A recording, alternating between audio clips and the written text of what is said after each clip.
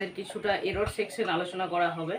Pronoun শেখার সময় আমাদের যেটা মেন আমরা যেটা এসএলএসটি সিলেবাসের ক্ষেত্রে বা অন্যান্য কম্পিটিটিভ এক্সামের ক্ষেত্রে ফেস করব, সেটা হলো এরর। এই সংক্রান্ত বিভিন্ন এরর নিয়ে কিন্তু আমরা আলোচনা করব। তো প্রোনাউনের আমি দুটো ভিডিও আপাতত আপলোড করেছি।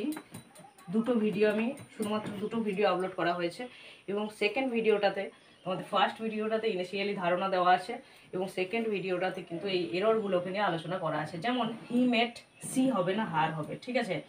তো এইগুলো কিন্তু বোঝানো আছে, এটা ভার্ব, এটা সবসময় হার হবে, ঠিক আছে, সি হবে না। যেমন তারপরে দেখো আই বা মি নো দ্যাট সি বা হার ইজ রামস ফ্রেন্ড, ওটার তলে রামস ফ্রেন্ড লেখা আছে। তো I know that she is Ram's friend, এইভাবে কিন্তু তোমাদের এরর সেকশনগুলো আলোচনা করা আছে। হি বা হিম শুড মিট ইউ অ্যান্ড দেই না দেম হবে, ঠিক আছে? তারপরে দেখো মোহিত ইজ গোয়িং দেয়ার, এটা একটা কারেক্ট সেন্টেন্স, বাট আমি যদি বলি মোহিত অ্যালং উইথ হার ইজ না আর গোয়িং দেয়ার, ঠিক আছে, গোয়িং দেয়ার। তারপরে দেখো he together with his friend have না হ্যাজ কাম, এইভাবে কিন্তু তোমাদের টুগেদার উইথ হিজ ফ্রেন্ড এটা এক্সট্রা ইনফো বোঝাচ্ছে।